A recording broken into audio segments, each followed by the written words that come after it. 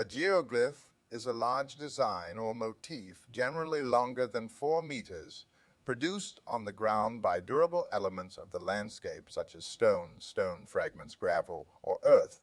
A positive geoglyph is formed by the arrangement and alignment of materials on the ground in a manner akin to petroforms, while a negative geoglyph is formed by removing part of the natural ground surface to create differently colored or textured ground in a manner akin to petroglyphs.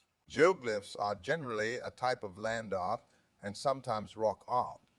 A hill figure is created on a slope so that it can be seen from a distance. Perhaps the most famous geoglyphs are the Nazca lines in Peru. The cultural significance of these geoglyphs for their creators remains unclear, despite many hypotheses.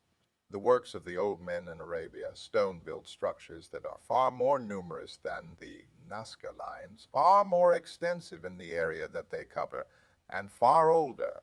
The use of this term to describe these features is probably inaccurate, as recent research has shown that most were not constructed primarily as art, but were rather built to serve a range of purposes, including burial sites and funerary customs, aiding in the trapping of migratory animals, and as cleared areas for camps, houses, and animal enclosures.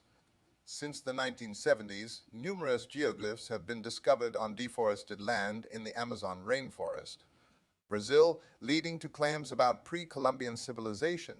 Ondamar Dias is accredited with first discovering the geoglyphs in 1977, and Al-Shuranzi with furthering their discovery after flying over Acre. Other areas with geoglyphs include megaliths in the Urals, South Australia, Mare Man, which is not ancient, but rather a modern work of art, with mysterious origins, Western Australia, and parts of the Great Basin Desert in the southwestern United States.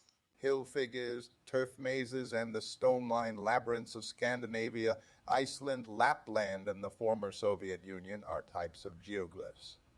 The south of England has a number of equine and human figures cut into chalk hillside.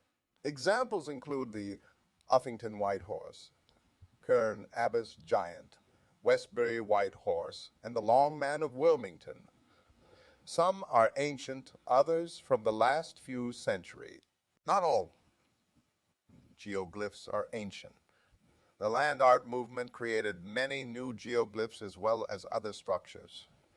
Perhaps the most famous example is Spiral Jetty by Robert Smithson.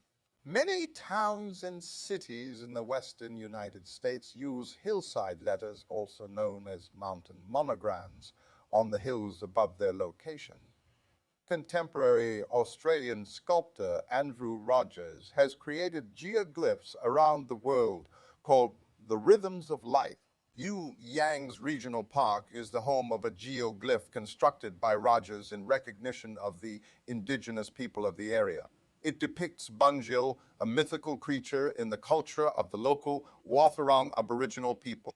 Geoglyphic texts and images are common in Central and Inner Asia, but there has been little systematic study of their origins and spread.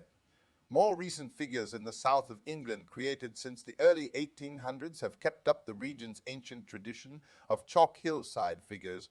Examples of these are the Lidlington White Horse, Devizes White Horse, Fovan Badgers, Chair Hill White Horse, and the Marlborough White Horse. In 2008-2009, Alfie Denon created Bridglyph, a locative art focused geoglyph created by having participants across the United Kingdom leave rocks at highly specific locations and uploading media created at each location.